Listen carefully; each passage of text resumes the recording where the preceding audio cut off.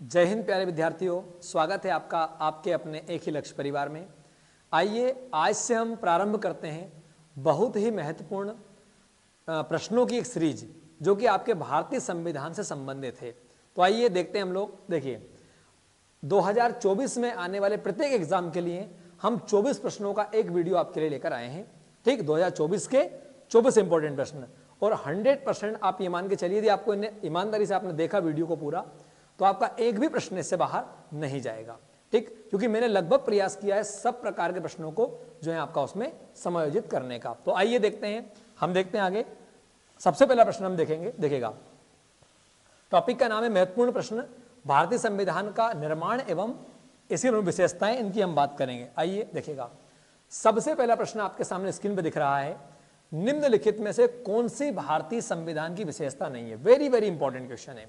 देखिए बच्चे क्या है, सामान्य क्वेश्चन आते हैं कि राष्ट्रपति का चुनाव कौन करता है, बता देंगे, ठीक है ना, या उसको वोट कौन डालता है, या क्या कार्यकाल होता है, सब बता देते हैं। लेकिन बच्चे उन प्रश्नों को नहीं बता पाते हैं, ठीक है ना, ठीक, जो थोड़े से उलझे हुए होते हैं। देखिए जैसे प्रश्न है आपका विशेषता, संविधान की आखिर कैरेक्टरिस्टिक्स क्या है। देखिए पहला प्रश्न है, सबसे ऑप्शन है पहला, सबसे बड़ा लिखित, सबसे पहले क्या बताया, सबसे बड़ा लिखित संविधान भारत का है।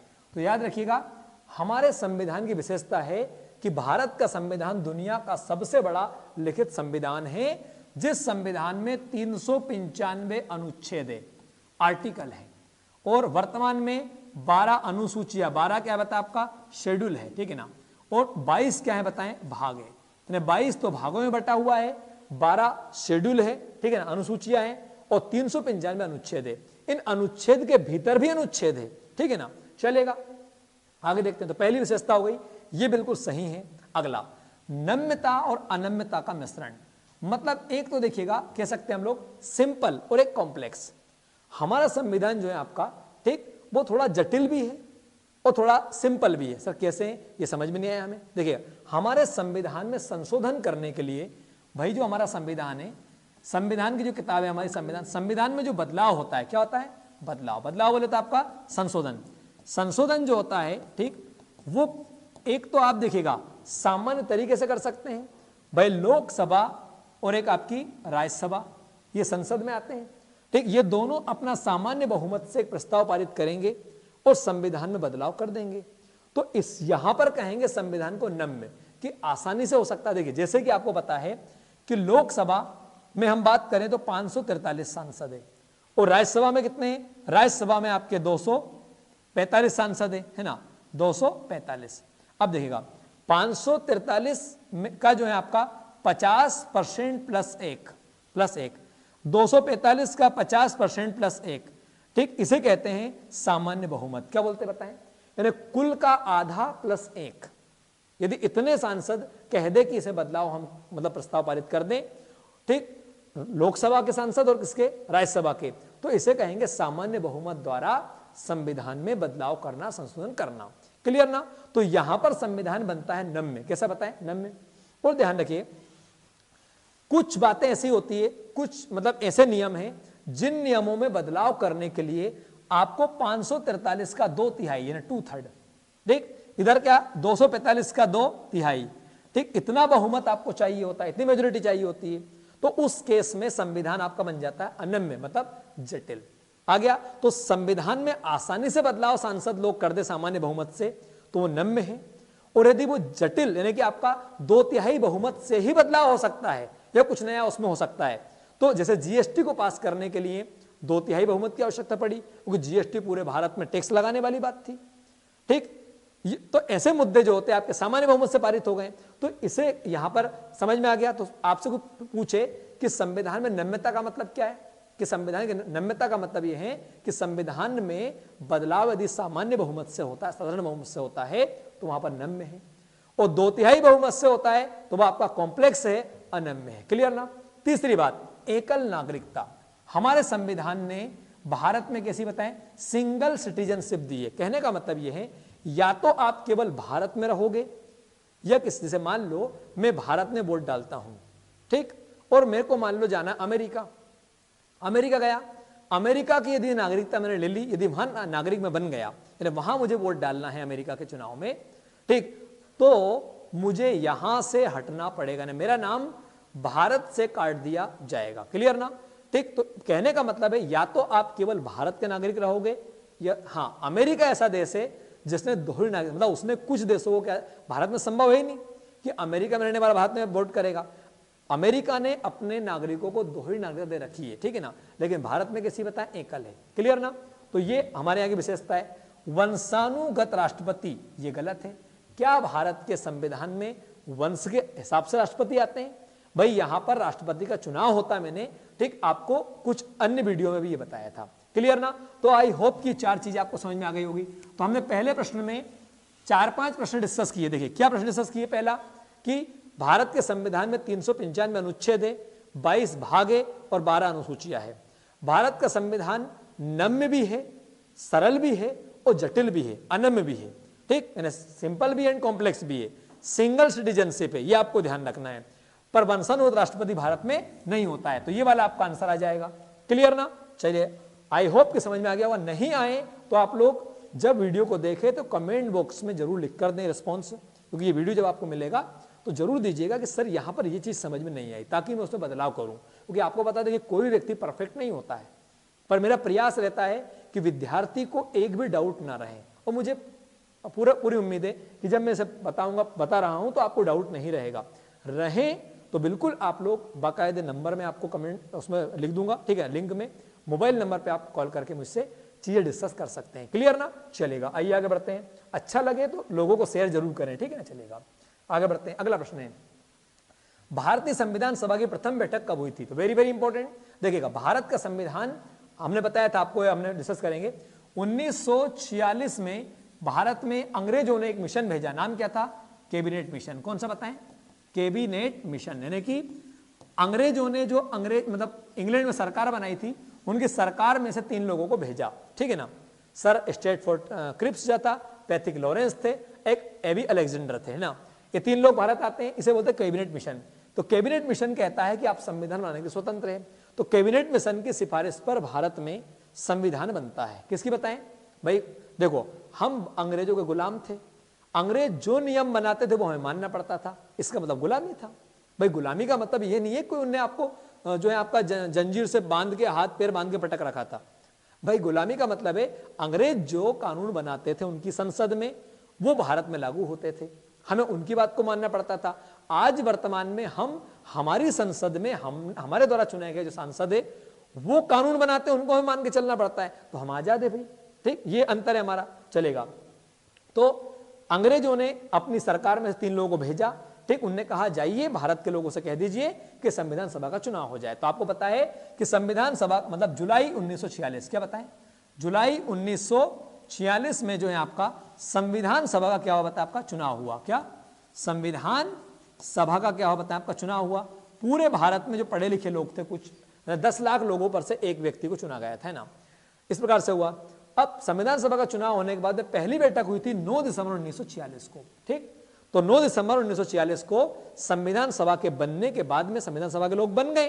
ठीक, सबक बना लिया, सबने अपनी पहली बैठक करी। कब करी बताएं? 9 दिसंबर 1946 को। क्लियर ना? सेकंड बैठक कब की इन्होंने? 11 दिसंबर को। इसमें स्थायी अध्यक्ष बने कौन?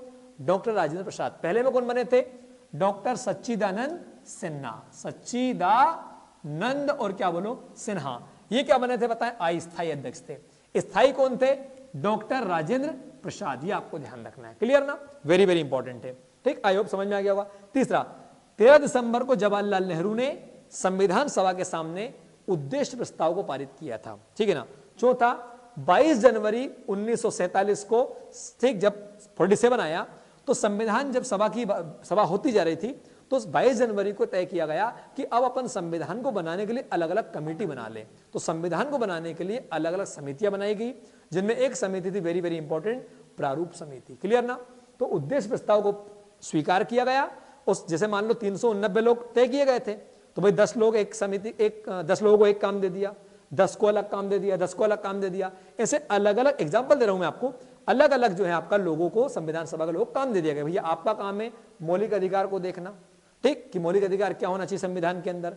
आपका काम है कि सरकार कैसे बनेगी उसका, आपका काम है कि राष्ट्रपति को कैसे चुनेंगे, ठीक, उसको बताइए आप। तो ऐसे अलग अलग संविधान सभा के लोगों को काम दे दिया गया। क्लियर ना, कि भारत को आगे चलाएंगे, आजाद भारत होने वाला है तो कैसे चलाएंगे। क्लियर ना, तो आयोग समझ में आएगा। तो क्या बताइए इसका आंसर क्या आएगा आपको? पहला, 9 दिसंबर 1946 को संविधान सभा की पहली बैठक हुई। अध्यक्ष कौन थे? सच्चिदानंद सिन्हा। आइए तीसरे प्रश्न की ओर आते हैं। निम्न सूची में से सही का मिलान कीजिए। देखिएगा, मतलब इसमें सही गलत बताना आपको। संविधान संचालन समिति के अध्यक्ष कौन थे? एक तो ये पूछा है पहला। दूसरा, संघ संविधान समिति के कौन थे? और तीसरा, प्रारूप समिति के पूछा है।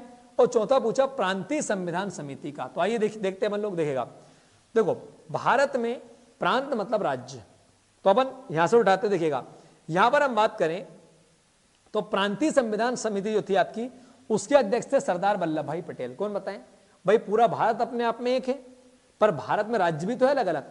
फिर उस समय में भारत में 11 अंग्रेजी राज्य थे। क्या बताएं? मतलब अंग्रेज आजादी से पहले भारत में 11 राज्य थे जिन्हें अंग्रेजी राज्य आपका कहा, अंग्रेजी प्रांत कहा जाता।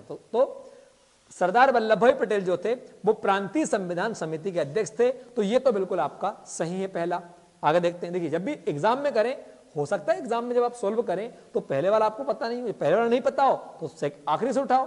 ठीक, मैं तरीका बता रहा हूं आपको। दूसरा, प्रारूप समिति, अंबेडकर जी जो थे वो हमारे संविधान सभा में प्रारूप ड्राफ्टिंग कमेटी के अध्यक्ष थे, चेयरमैन थे। वेरी वेरी इंपॉर्टेंट है। संविधान का जो ड्राफ्ट होता है पूरा जो तैयार हुआ था वो किसने किया था?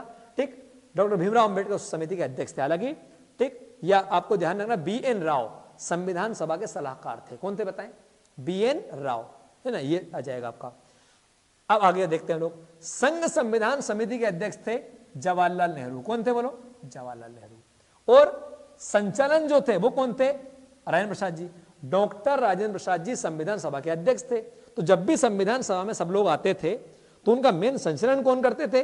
डॉक्टर राजेंद्र प्रसाद। पहले पढ़ गया। तो संविधान में संचालन समिति के अध्यक्ष कौन?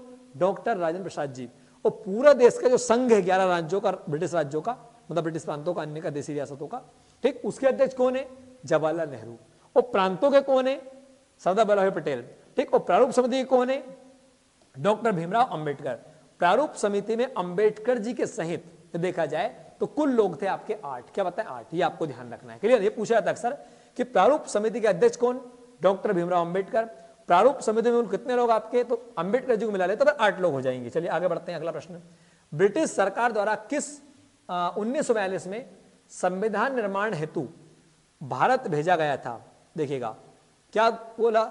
1942 में किसे भेजा? मतलब कि ब्रिटेन के लोगों ने 1942 में, ठीक, कौन से मतलब टीम को भारत भेजा था 42 में? तो याद रखिएगा, देखो लॉर्ड माउंटबेटन को।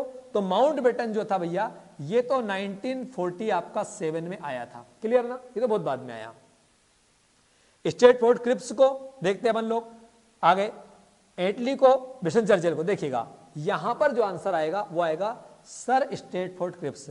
1942 में अंग्रेजों ने, ठीक, एक मिशन भेजा, नाम था क्रिप्स मिशन। कौन सा बताया? Cripps mission. और ये कहा कि आप जाइए और कह दीजिए कि भारत के लोग संविधान आपका बनाएं। पर इस मिशन ने कहा कि अंग्रेज और अपन भारतीय दोनों मिलकर संविधान बनाएं। भाई अपने देश का संविधान बनाना है तो अंग्रेज को शामिल क्यों करें? तो 1942 में जो आया सर स्ट्रैटफोर्ड क्रिप्स के नाम से जो आपका क्रिप्स मिशन आया था, उसको हमने क्या नकार दिया। हमने कहा हम आपकी बातों को नहीं मानेंगे। गांधी जी ने क्रिप्स मिशन को पोस्ट डेटेड चेक कहा। क्या कहा? कि एक ऐसा चेक है जिसकी तारीख निकल चुकी है। क्लियर ना? ये आपको ध्यान रखना है। तो यहां पर देखिएगा, इसका आंसर क्या आएगा? सर स्ट्रैटफोर्ड क्रिप्स आएगा। वेरी वेरी इंपॉर्टेंट है। क्लियर ना? लॉर्ड माउंटबेटन तो भारत का वायसराय बनकर आया था आजादी के समय, मार्च 1947 में। क्लियर ना आपका? और बाद में इसी के समय भारत जो है आपका आजाद हुआ। क्लियर ना? और लॉर्ड माउंटबेटन जो था ये कौन था? अंतिम, क्या था? अंतिम ब्रिटिश वायसराय। अंतिम ब्रिटिश और क्या बोलिए? वायसराय। तो आपसे पूछे कि भारत का में अंतिम ब्रिटिश वायसराय कौन था? तो लॉर्ड माउंटबेटन था। लॉर्ड माउंटबेटन के बाद में सी राजगोपालाचारी आए थे, जो भारतीय गवर्नर जनरल के रूप में उन्होंने काम किया। क्लियर ना? और सी राजगोपालाचारी जब गए 1948 मतलब 49 में, तो उनके बाद 50 में सॉरी राष्ट्रपति का पद आया। क्लियर ना? तो गवर्नर जनरल के स्थान पर राष्ट्रपति का पद आया था। आपको ध्यान रखना है कि अंग्रेजों के जमाने से आज राष्ट्रपति होता है, प्रधानमंत्री होता है, वैसा अंग्रेजों के जमाने में भारत का जो प्रमुख होता था अंग्रेजों की ओर से, वो वायसराय या फिर गवर्नर जनरल हुआ करता था, जिसके बारे में आपको बताऊंगा आगे। क्लियर ना, इतना आपको पल्ले पड़ गया होगा। ठीक, क्लीमेंट एटली कौन था? तो एटली जो था प्रधानमंत्री था भैया, कहां का? ब्रिटेन का। चर्चिल कौन था? तो ये प्रधानमंत्री था आपका, ये पहले था, लेकिन बहुत पहले 42-40 में। चलेगा, आगे बढ़ते हैं अपन लोग। तो ये समझ में आ गया हो आपको, है ना, कि ब्रिटिश सरकार द्वारा 1942 में संविधान निर्माण हेतु किसे भेजा गया था? तो स्टेट मतलब क्रिप्स मिशन को भेजा गया था। चलेगा, आगे बढ़ते हैं। भारतीय संविधान में समवर्ती सूची की संकल्पना किस देश से ली गई है? तो अमेरिका, ठीक, ऑस्ट्रेलिया, सोवियत संघ और आयरलैंड। देखिएगा, याद रखिएगा, ऑस्ट्रेलिया जो होता है क्रिकेट में हमेशा नंबर 1 रहता है। तो समवर्ती सूची कहां से ली गई पता है आपका? ऑस्ट्रेलिया। कौन सा पता है? ऑस्ट्रेलिया। अब सर समवर्ती सूची है क्या? देखिएगा, हमारे संविधान में 3 प्रकार की सूचियां है। एक है हमारी केंद्रीय सूची, क्या? केंद्रीय सूची। और एक है हमारी सेकंड राज्य सूची। कौन सी बताएं? राज्य सूची। और थर्ड नंबर पे आती है आपकी समवर्ती सूची। कौन सी बताएं? समवर्ती सूची। सर ये क्या बता रहे हैं आप, समझ नहीं आ रहा। देखिएगा, इसका मतलब ये हुआ कि हमारे संविधान में 3 प्रकार की सूचियां हैं। मतलब हमारे देश में जो काम होते हैं या जो हमारे देश में विभाग होते हैं, जैसे मान लो मैं आपको एग्जाम्पल देता हूं, सेना को लेकर कोई कानून बनाना है, सेना के अंदर कोई बदलाव करना है। जैसे सेना को लेकर अग्निवीर योजना आई, अग्निपथ योजना आई। तो अग्निपथ योजना बताओ किसने बनाई? केंद्र ने। केंद्र मतलब मोदी सरकार ने। और कहने का मतलब है जिन कानूनों को केंद्र सरकार बनाएगी, ठीक, जिन कानूनों को उन्हें जिस सूची में रखा गया है वो केंद्रीय सूची है। कौन सी बताए? केंद्रीय। और जिन कानूनों को राज्य बनाएंगे, जैसे शिवराज सिंह चौहान बनाएगा, भाई इनने बनाएंगे, मान लो इन्होंने बनाया, शिवराज सिंह चौहान जी ने बनाया लाडली बहना योजना, है ना, लाडली लक्ष्मी योजना। तो आप बताओ क्या इसमें केंद्र का योगदान है? भाई पुलिस की भर्ती कौन निकालेंगे? राज्य सरकार। पर आर्मी की भर्ती कौन निकालेगा? केंद्र। पल्ले पड़ गया। तो कहने का तात्पर्य हुआ हमारे संविधान में जो हमारे देश के मुद्दे हैं, विषय हैं, उनको 3 तरह से बताया गया है कि एक तो केंद्र जिन पर कानून बनाएगा वो केंद्र सूची के कहलाएंगे, और जिन पर राज्य बनाएगा वो राज्य सूची कहलाएंगे, और जिन पर दोनों मिलकर बनाएंगे वो समवर्ती कहलाएंगे। तो प्रश्न पूछा समवर्ती सूची, तो याद रखिएगा ऑस्ट्रेलिया हमेशा क्रिकेट में नंबर 1 पे रहा है। तो आप ये कहेंगे कि ऑस्ट्रेलिया से क्या लिया अपन ने? समवर्ती सूची। वेरी वेरी इंपॉर्टेंट है। अमेरिका से क्या लिए? तो अमेरिका से हमने लिए अपने मौलिक अधिकार। मौलिक अधिकार हमारे संविधान में जो फंडामेंटल राइट्स है वो कहां से लिए? आपने अमेरिका से। हमारे भारत की जो न्यायिक व्यवस्था है, न्यायपालिका, ठीक, वो व्यवस्था भी हमने कहां से ली? अमेरिका के संविधान से। वेरी वेरी इंपॉर्टेंट है, क्योंकि अमेरिका पहले आजाद हुआ तो अपने नागरिकों को उसने पहले अधिकार दिए। तो मौलिक अधिकार कहां से लिए? अमेरिका का संविधान। हमारे देश में संविधान में जो चीजें ली गई है वो अलग अलग देशों के संविधान को पढ़ करके जहां से जो अच्छा लगा वो हमने लिया। क्लियर? रूस की बात करें तो रूस से अपन ने लिया है, ठीक, यहां से मौलिक कर्तव्य। मौलिक कर्तव्य, तो हमारे संविधान में जो मौलिक कर्तव्य फंडामेंटल ड्यूटी से वो कहां से लिए? अपन ने सोवियत संघ से लिए। आयरलैंड से क्या लिए? तो हमारे देश में नीति निर्देशक तत्व। आखिरकार सरकार जो है वो राज्य के नागरिक को सुविधा देने के लिए कैसे नीति बनाएगी, ये कहां से लिया बताया? आपका आयरलैंड से। पहले पड़ गया। तो भारतीय संविधान में समवर्ती सूची की संकल्पना किस देश से ली? आपकी कौन सा बताया? आपका ऑस्ट्रेलिया। क्लियर ना? थोड़ा समय लगेगा लेकिन क्या है, आपको चीजें एकदम क्लियर हो जाएगी। क्लियर ना? चलिए आगे बढ़ते हैं। तो चारों चीज याद हो गई आपको। भाई अमेरिका से मौलिक अधिकार, न्यायिक व्यवस्था, ऑस्ट्रेलिया से समवर्ती सूची, सोवियत संघ से मौलिक कर्तव्य, और आयरलैंड से नीति निर्देशक तत्व। क्लियर ना? जो भाग 4 में संविधान के में आपके आते हैं। आइए आगे। भारतीय मूल संविधान में शामिल है, तो हम भारत का जो संविधान लिखा उसमें देखिएगा 395 अनुच्छेद सही है, 22 भाग सही है, 8 सूचियां बिल्कुल सही है। जब संविधान बना था तो संविधान में याद रखिएगा, ठीक है ना, ठीक, कब? 26 जनवरी यानी 1950 जब संविधान लागू हुआ तो संविधान में याद रखिएगा 395 आपके अनुच्छेद थे, 22 इसके भाग थे और 8 इसकी अनुसूचियां थी, ठीक। लेकिन बाद में क्या हुआ देखिएगा, 1951 में संविधान में पहला बदलाव किया, उसे बोलेंगे पहला संशोधन। क्या बोलेंगे? पहला संशोधन। तो संविधान में पहला संशोधन हुआ, पहले संशोधन के तहत आपका, ठीक, नवी अनुसूची जुड़ी। कौन सी बताए? नवी अनुसूची, है ना। आगे बात करें, नवी अनुसूची जुड़ी। फिर 1985 में संविधान में 52वां, कौन सा बताएं? 52वां संशोधन हुआ। 52वें संशोधन में 10वीं अनुसूची जुड़ी जो दल बदल को लेकर थी। भाई ये 9वीं जो थी संपत्ति के अधिकार को लेकर थी, और आपकी 10वीं क्या बता 85 में जुड़ी। फिर 1992-93 हम बात करेंगे, इसमें 73वां संशोधन और एक कौन सा बताएं 74वां। इन दोनों संशोधन के तहत 73वें संविधान संशोधन के तहत आपका 11वीं सूची जुड़ी, जिसमें ग्राम पंचायत, जनपद पंचायत, जिला पंचायत की बात करते हैं हम लोग। और यही 74वां संविधान संशोधन करके 92-93 में ठीक नगर परिषद, नगर पालिका और नगर निगम की बात जोड़ी गई। तो हमारे भारत में स्थानीय स्वशासन की शुरुआत 73वें संविधान संशोधन के माध्यम से हुई। देखो भारत में 3 प्रकार की सरकार चलती है। एक चलती है केंद्र सरकार जो पूरे देश की एक होती है, एक राज्य सरकार जो हर राज्य की अपनी होती, मुख्यमंत्री होता है, और तीसरी होती स्थानीय सरकार, लोकल गवर्नमेंट, जिसमें हम अपने सरपंच को चुनते हैं, अपने जनपद को चुनते हैं, अपने जिला पंचायत को चुनते हैं गांव के अंदर। तो ये 73वें संविधान संशोधन के तहत जोड़ा गया था। ठीक। दूसरा, हम शहरों की बात करें तो नगर परिषद, नगर पालिका, नगर निगम, इनको जोड़ते हैं। क्लियर ना? तो आई होप कि आपको समझ में आ गया। तो भारत के मूल संविधान में क्या बताएं, 395 अनुच्छेद, 22 भाग और 8 सूचियां थी। 1951 में आजादी के बाद संविधान में पहला बदलाव किया, उसे संपत्ति की चीजों को लेकर कुछ आपका बदलाव किया गया। 1985 में 52वें अमेंडमेंट के तहत आपका 10वीं अनुसूची, 10वीं शेड्यूल आपका दल बदल को लेकर जोड़ी गई। आपको पता है दल बदल क्या होता है? देखिए दल बदल का मतलब ये होता है, जैसे सपोज करें किसी राज्य में, मान लो ठीक, सपोज करें वहां बीजेपी की सरकार बनी, किसकी बताएं, और कोई बीजेपी की सरकार बनी, मतलब बीजेपी के विधायक जहां जीते, पर मान लो कुछ सांसद आपके, कुछ जो विधायक है सॉरी, वो कांग्रेस के बने।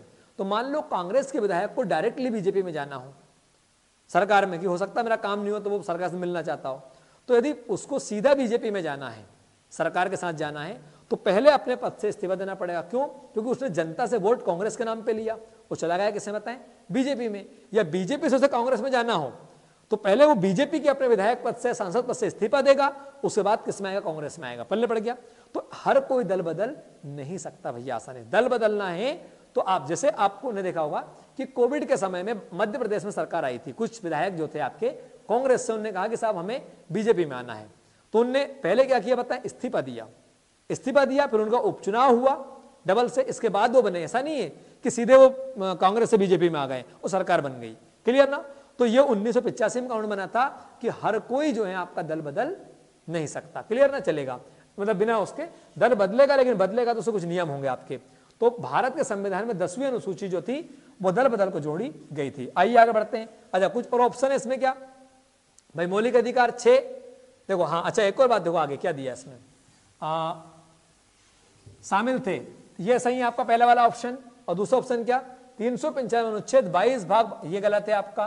तीसरा 6 मौलिक अधिकार, गलत। जब मूल संविधान था उसमें 7 मौलिक अधिकार थे, कितने आपके 7, तो ये गलत है आपका। मौलिक कर्तव्य थे ही नहीं आपके, ये तो कब जुड़े, ये तो आपके जुड़े ठीक 1976 में, ठीक बहुत बाद में जुड़े, सरदार स्वर्णिम समिति से बार इस पर। चलिए आगे बढ़ते हैं। आइए अब हम आगे बढ़ते हैं, 7वें प्रश्न की तरफ में आते हैं। भारतीय संसदीय प्रणाली ब्रिटिश संसदीय प्रणाली से इस बात से अलग है कि भारत में, मतलब भारत में भी अपन जनता सांसद को वोट डालते हैं और सांसदों में से कोई प्रधानमंत्री बनता है। एक और ब्रिटेन में भी सेम ही है कि जनता सांसद को वोट डालते हैं, सांसदों में से कोई प्रधानमंत्री बनता है। तो इंग्लैंड में भी सेम है प्रधानमंत्री और भारत में भी सेम है, पर अंतर क्या है, यह प्रश्न उससे पूछा है। भाई कुछ तो अंतर होगा ना, देखते बन आगे क्या ऑप्शन देखिएगा। प्रश्न आपको पल्ले पड़ गया कि अपन लोग सांसद को वोट डालेंगे 2024 में भी भाई मोदी जी को, वो मतलब सरकार को, ठीक है ना। और ऐसे अपन क्या बताइए आगे हम बात करें तो जैसे इंग्लैंड में भी होता है।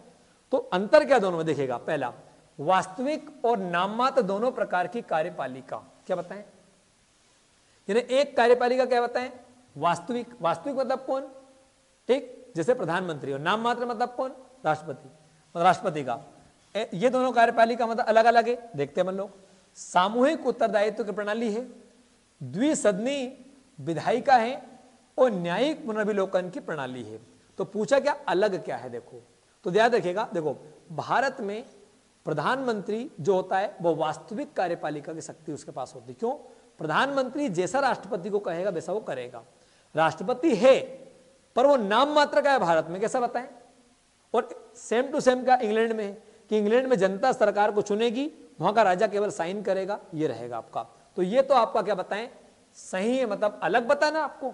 दूसरा हम बात करें सामूहिक उत्तरदायित्व की प्रणाली, मतलब कि मंत्रिमंडल में यदि एक मंत्री गलती करेगा और उस पर महाभियोग लगेगा, सब के सब आपके बताएं क्या उसमें मतलब माने जाएंगे, तो ये सही बात है। तीसरा द्विसदन लोकसभा और आपका राज्यसभा है।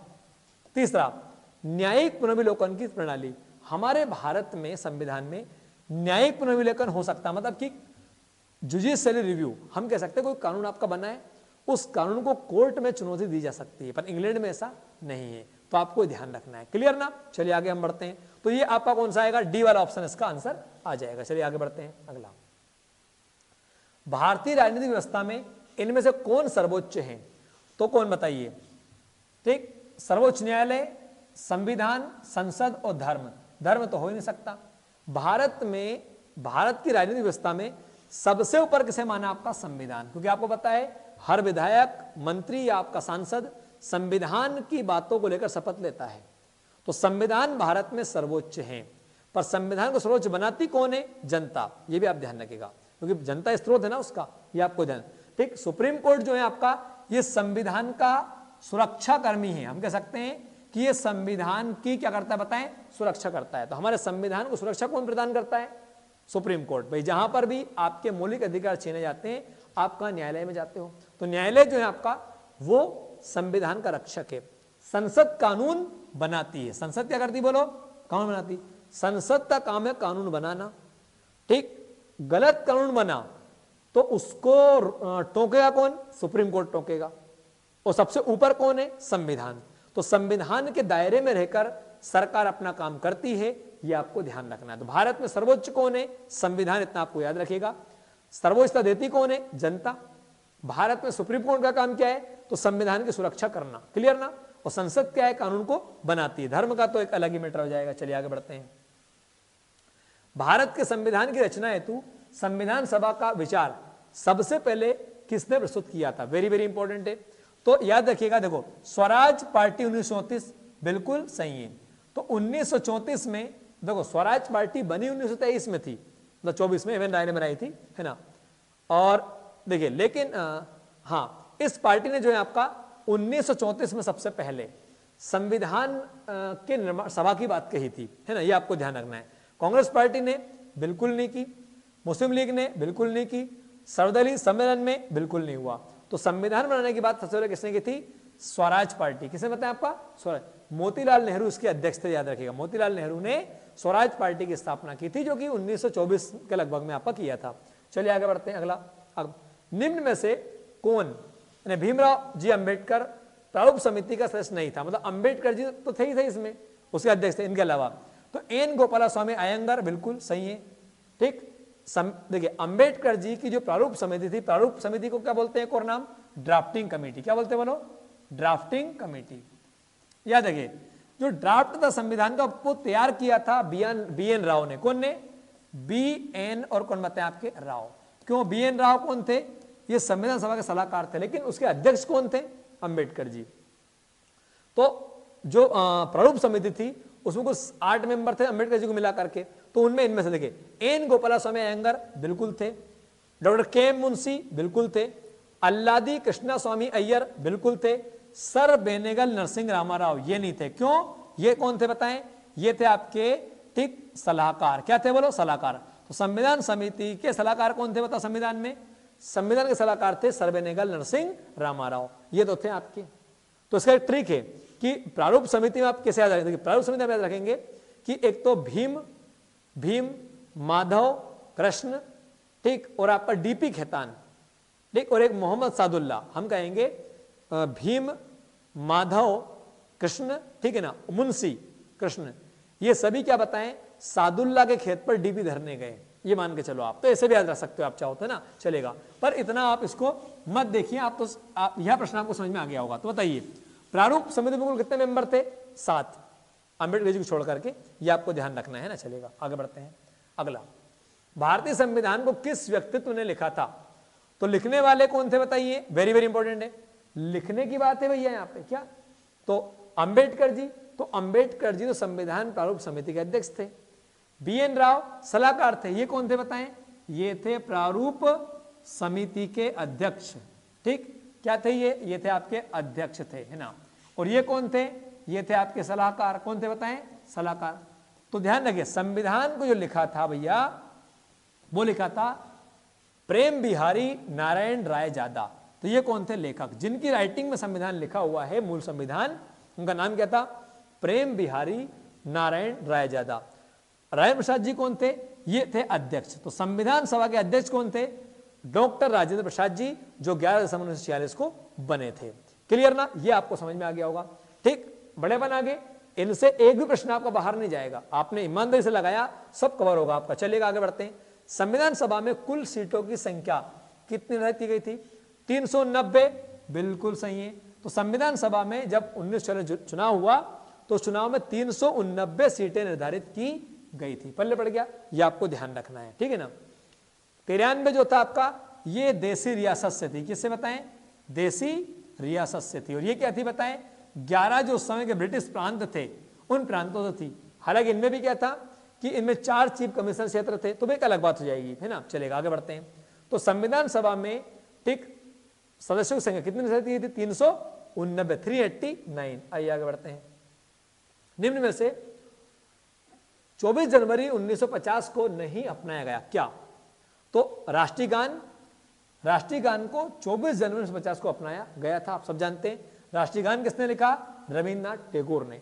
गाने का समय कितना है? 52 सेकंड। पूरा टाइम, शॉर्ट टाइम कितना है?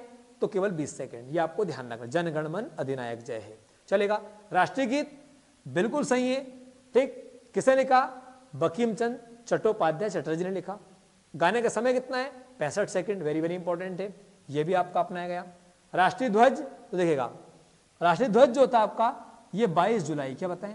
22 जुलाई 1947 को इसे अपनाया गया था, याद रखिएगा। तो राष्ट्रीय ध्वज जो था हमारा तिरंगा, वो कब अपनाया गया था? 22 जुलाई 1946 को। इसका डिजाइन किसने तैयार किया था? तो वो तैयार किया था ठीक एम वेंकैया पिंगले। कौन बताएं? वेंकैया पिंगले। वेंकैया पिंगले ने हमारे राष्ट्रीय ध्वज का डिजाइन तैयार किया था, ये बात आपको ध्यान रखना है। राष्ट्रपति बिल्कुल सही है आपका। तो राष्ट्रीय गान, राष्ट्रीय गीत, राष्ट्रपति, ये 24 जनवरी को मान लिए गए थे कि भाई ये अपने बनेंगे, लेकिन राष्ट्रीय ध्वज अपनाया गया था 22 जुलाई 1946 को। आइए आगे बढ़ते हैं। भारतीय संविधान के पिता या आधुनिक मनु की संज्ञा किसे दी जाती है? तो डॉक्टर भीमराव अंबेडकर, एस.सी. मुखर्जी, सरदार वल्लभ भाई पटेल, पट्टाभी सीतारामैया। तो याद रखें, भीमराव अंबेडकर जी को माना जाता है, यह आपको ध्यान रखना, वेरी वेरी इंपॉर्टेंट। अगला, संविधान सभा में देशी रियासतों के लिए कितनी सीट थी? तो देशी रियासत के लिए कितनी बात है आपकी? 93।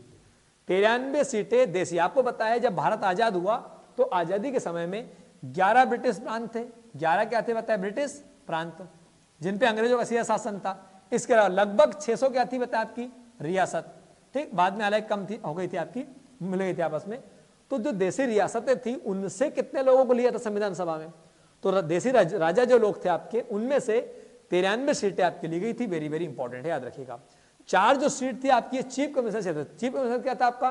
तो याद रखिएगा, ये भारत में आपका इधर में आता बलूचिस्तान। कौन सा? बलूचिस्तान, जो पाकिस्तान में आता है। एक सीट यहां से थी, एक थी आपकी दिल्ली, ठीक, और एक था आपका अजमेर, और एक हम बोल सकते हैं आप, ठीक है ना, कि बलूचिस्तान, दिल्ली, अजमेर मारवाड़, ठीक है ना, और एक आपका छत्तीसगढ़ में आता है जो कुर्ग क्षेत्र आता है, उसकी बात है। तो 4 जो आपके चीफ कमिश्नर क्षेत्र थे, ये आपको ध्यान रखना है।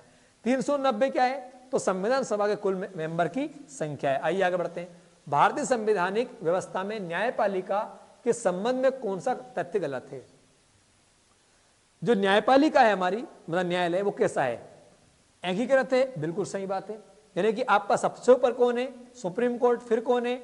हाई कोर्ट, फिर कौन है बता? आपका डिस्ट्रिक्ट कोर्ट। ऐसे हैं, ठीक भाई। आपका केस मान लो डिस्ट्रिक्ट कोर्ट में सॉल्व नहीं होता है तो हाई कोर्ट जाओगे, हाई कोर्ट में नहीं होता तो सुप्रीम कोर्ट में जाओगे। तो एकीकृत है। स्वतंत्र है, बिल्कुल सही बात है, हालांकि कहने वाली बातें हैं। निष्पक्ष है, बिल्कुल सही बात है। लोकतंत्रात्मक है। क्या सुप्रीम कोर्ट में जज को चुनाव से चुनते? नहीं भैया, सुप्रीम कोर्ट के जज जो है आपका, ठीक, उनको बनाने, सुप्रीम कोर्ट हाई कोर्ट में जज को बनाने के लिए एक सिस्टम है, कोलेजियम सिस्टम। कौन सा बताएं?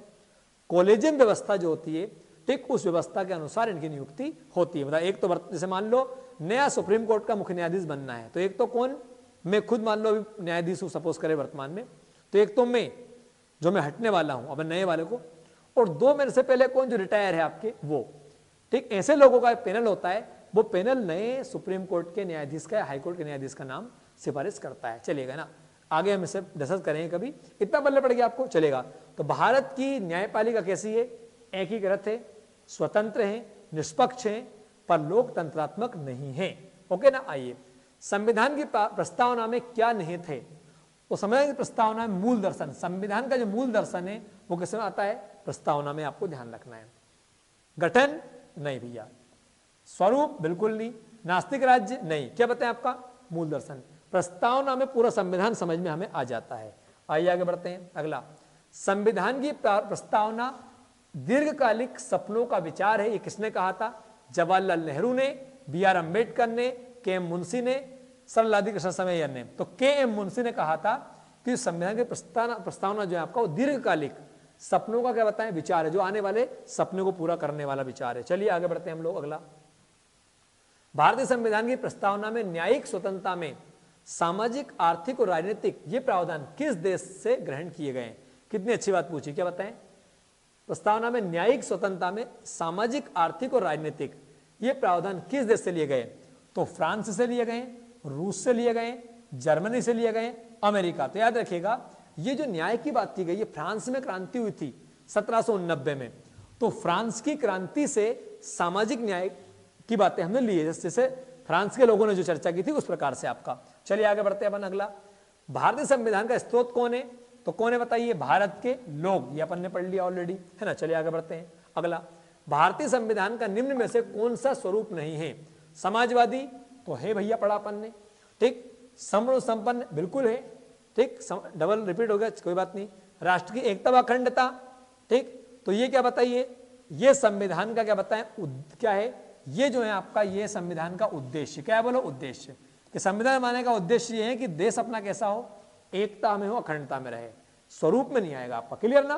तो ये आपका आ जाएगा। आइए आगे बढ़ते हैं। अगला, भारतीय संविधान के प्रस्तावना को किसने परिचय पत्र की संज्ञा दी?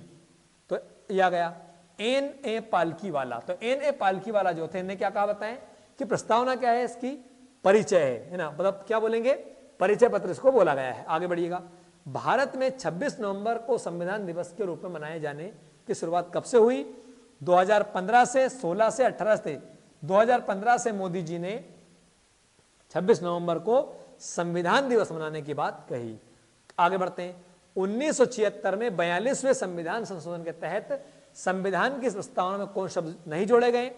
तो नहीं जोड़ा गया, बोला समाजवादी जोड़ा गया, अखंडता जोड़ा गया, धर्मनिरपेक्ष जोड़ा गया, लोकतंत्रात्मक नहीं जोड़ा गया। ये संविधान बना था तब से ही आता है। तो देखिएगा, हम लोगों ने आज 24 प्रश्नों को डिस्कस किया है, ठीक। तो उन्हीं 24 प्रश्नों से हमारा आपके एग्जाम में बनने वाला है। तो मुझे पूरी उम्मीद है कि आपको प्रश्न समझ में आए होंगे। देखिएगा, कुछ फैक्ट हमने आखिर में डाले हैं, जिनको आप देख लीजिएगा। देखिएगा, संविधान की विशेषता, सबसे लंबा और लिखित संविधान है, लॉन्गेस्ट रिटन हमारे पास संविधान है। अलग अलग देशों से लिया गया है, जैसे ब्रिटेन है, फ्रांस है, जर्मनी है, आयरलैंड है। इन देशों की जो अच्छी बात है वो संविधान में ली गई है। नम्यता अनम्यता का मिश्रण है हमारे संविधान के अंदर, ठीक। एकल नागरिकता विशेषता है, ठीक। यूनिवर्सल एडल्ट सफरेज, मतलब कि सार्वभौमिक वयस्क 18 वर्ष का जो नागरिक भारत में हो जाता है उसे वोट डालने का अधिकार मिल जाता है। इसका मतलब है सार्वभौमिक वयस्क मताधिकार का अधिकार देता है संविधान। स्वतंत्र व निष्पक्ष न्यायपालिका है, ये बातें कही गई है। आगे हम बढ़ते हैं। हमारे देश में संसदीय संप्रभुता एवं न्यायिक सर्वोच्चता में समन्वय, न्यायपालिका और जो आपका विधायिका, इनमें आपस में कोऑर्डिनेशन रहता। मतलब कि ऐसा नहीं है भाई संसद है तो संसद के अपने अधिकार है, वो अपना निर्णय करेगी, सुप्रीम कोर्ट अपने काम करेगा, ठीक। दोनों का और दोनों के बीच में ऐसा तालमेल नहीं है, तालमेल दोनों में रहेगा। आगे, संसदीय शासन प्रणाली, भारत में संसद जो है आपका, उसको सांसद को, लोग संसद को चुनते हैं, सांसद लोग आपके संसद में बैठते हैं और वो कानून बनाते हैं। आगे, मूल अधिकार है हमारे संविधान में, मूल कर्तव्य है, राज्य के नीति से तत्व है, ये त्रिस्तरीय शासन व्यवस्था है, केंद्र सरकार, राज्य सरकार, स्थानीय सरकार, और आपातकाल का भी है कि भाई जब आपातकाल लगता है, देश का युद्ध हो जाता है, तो नागरिकों के अधिकारों को छीना भी जा सकता है। क्लियर ना? और पंथ निरपेक्ष राज्य आपका, हमारे भारत में कोई एक धर्म आपका ठीक बड़ा नहीं होगा, ये कहा गया है। क्लियर ना? तो ये जो आखिरी की बात है, पीडीएफ आपको मिल जाएगी। समझ में नहीं आई हो तो बिल्कुल आप ठीक वीडियो में लिखें, ठीक कमेंट्स के अंदर, और 100% में, हालांकि मुझे पता है इसे आप पूरा वीडियो ध्यान से देखेंगे, प्रश्न आपको समझ में आएंगे। पर ये वो प्रश्न नहीं देखे मैंने, कुछ सिंपल कुछ कॉम्प्लेक्स, सब प्रकार के प्रश्न इसमें लिए हुए हैं। मुझे पता है जिन बच्चों ने बिल्कुल नहीं पढ़ा है शायद समझ में ना आए, पर एक या दो बार आप देखेंगे 100% आपको ये समझ में आएगी। तो बच्चे पढ़ते रहिए, बढ़ते रहिए। चैनल को सब्सक्राइब नहीं किया, सब्सक्राइब जरूर करिएगा, अपने मित्रों को शेयर भी करिएगा, ठीक है ना? और कमेंट करके बताइएगा कि सर आप इस पे बनाइए, या ये गलती है, मान लो कहीं कोई मिस्टेक हो रही है उसे आप बताइएगा। हमारा छोटा सा प्रयास है, ठीक। हालांकि मैंने कहा आपसे परफेक्ट कोई नहीं होता, लेकिन हम प्रयास कर रहे हैं कि बेहतर से बेहतर आपको देने का। जहां गलती हो बिल्कुल बताइएगा, हम स्वीकार करेंगे और आगे बढ़ेंगे और आपके लिए बहुत बेहतरीन जानकारी लेकर आएंगे, ठीक है ना बच्चों? तो धन्यवाद। जय हिंद, जय श्री राम।